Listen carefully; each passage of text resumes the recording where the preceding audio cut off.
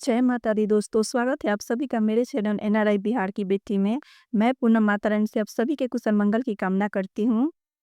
तो चलिए दोस्तों, आज के इस वीडियो में हम जानेंगे कि नवरात्रि पूजा पाठ के दौरान अगर पीरियड आ जाए तो हमें कन्या पूजन कैसे करना है। पीरियड के 2 दिन है तो क्या हमें कन्या पूजन करना चाहिए? पीरियड के 3 दिन है तो क्या हमें करना चाहिए, नहीं करना चाहिए? हवन करना चाहिए या नहीं? कलश विसर्जन करना चाहिए या नहीं? ऐसी बहुत सारी समस्याएँ होती है हम महिलाओं के साथ कि ऐसे जैसे कि हम लोग कोई भी पूजा पाठ होता है तो साल में 1 बार आता है, लेकिन वो अगर पीरियड हो जाता है तो ऐसे हम लोग को छोड़ना चाहिए या नहीं छोड़ना चाहिए। और नवरात्रि तो ख़ैर 9 दिनों का व्रत है तो इस बीच जो है लेडीज़ लोगों को प्रॉब्लम होता है कि वो पीरियड आ ही जाता है। तो ख़ैर ये प्रॉब्लम नहीं है, ये तो नेचुरली है।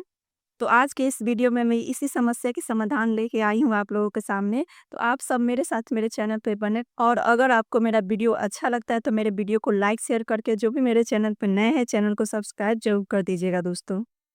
तो देखिए दोस्तों, सबसे पहले मैं आप लोगों को बता देना चाहती हूँ कि जो भी 9 दिनों का व्रत किए हैं, फलाहार किए हैं, कलश का स्थापना किए हैं और जो पाठ कर रहे हैं कंटिन्यू, तो उन लोग को जो है कुँवारी कन्याओं को ज़रूर से खिलाना चाहिए।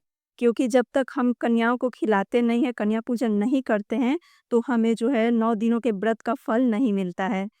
और ऐसे जो 2 दिन का व्रत करते हैं वो भी खिला सकते हैं, श्रद्धा है अपनी।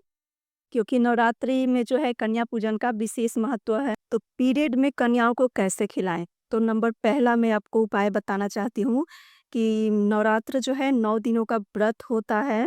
तो 9 दिनों का हम व्रत रखते हैं तो पहले दिन से ही माता आ जाती है।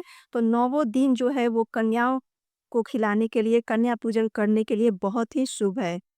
तो अगर आपको अपना डेट याद है कि जैसे कि लास्ट में आने वाला है या फर्स्ट में आने वाला है या बीच में आने वाला है, तो ऐसी स्थिति में जो है अगर आपका पीरियड लास्ट में आने वाला है जैसे अष्टमी नवमी को, तो आप जो है पहले शुरुआती में ही नवरात्र के शुरुआत में ही कन्याओं को खिला सकते हैं। और अगर शुरुआत में ही आने वाला है तो आप जो है लास्ट में आराम से खिला सकते हैं। और अगर बीच में आने वाला है तो आप जो है बाद में खिला सकते हैं कन्याओं को। तो ये क्लियर हो गया। अब नंबर दूसरा हम जान लेते हैं कि आपके पीरियड का कितना दिन हुआ है। जैसे 1-2 दिन हुआ है या 3 दिन, तो ऐसे में जो है आप सब कन्या पूजन ना कराएँ। आप जो है किसी के द्वारा अगर आपके घर में पति हैं तो उन लोगों से भी करवा सकते हैं। और अगर आपके कोई रिलेशन में देवरानी-जेठानी या सास है तो उन लोगों से भी करवा सकते हैं। पीरियड के 1 या 2 या 3 दिन हो रहे हैं तो हम किसी पूजा की सामग्री को छू भी नहीं सकते हैं, ना ही माता का पूजा कर सकते हैं। अ, और अगर आप पाठ वगैरह कर रहे हैं तो इसको कैसे कंप्लीट करना है इसकी वीडियो जो है मैं इस चैनल पे अपलोड कर चुकी हूँ, आप सब जाके चेकआउट कर सकते हैं। तो आप सभी को जो है वो पूजा या पाठ हो वो मन से करना है। और कन्याओं का भोजन भी नहीं बनाना है ऐसी स्थिति में। अगर आपके घर में कोई है सास, देवर देवर जेठानी ये सब हैं या पति अगर सक्षम है बनाने में तो उनसे बनवा लीजिए। या फिर उनसे बनवाकर और उन्हीं से जो है कन्याओं को आप टच भी नहीं कर सकते, क्योंकि कन्याएँ जो होती है वो नवरात्र में माता का रूप माना जाता है। तो ऐसे में हम अशुद्ध अवस्था में जो है कन्याओं को टच भी हमें नहीं करना चाहिए। तो आप लोग जो है मन से पूजा कीजिए, मन से उन लोग को श्रद्धा से आप वहाँ पे देखिए और पति वगैरह से जो भी सास है उनसे करवाइए। क्योंकि माता जो है वो सब देख रही हैं हम लोग की मजबूरी। तो ऐसे में हम लोग को घबराना बिल्कुल भी नहीं है, टेंशन नहीं लेना है। तो तीसरे नंबर में हम बात करें तो अगर आपके घर में कोई नहीं है, सास, देवर, जेठानी, आजकल ज़्यादातर लोग जैसे बाहर रहते हैं पति के साथ, बच्चों के साथ, तो ऐसे में जो है अगर आपके पति सक्षम नहीं है बनाने में तो आप जो है मार्केट से सामग्री जैसे कि खरीद कर जो भी हलवा, पूड़ी, छना ये सब बनाया जाता है, तो उसके सामान जो है खरीद कर मार्केट्स पे और किसी मंदिर में या फिर भंडारे में या फिर अनाथ आश्रम में कहीं ले जाके जो है उसे दे सकते हैं, दिलवा सकते हैं अपने पति से या फिर अपने घर में जो भी हो आपके बच्चे बड़े हैं तो बच्चे से। तो आप जो है दिलवा सकते हैं उनको।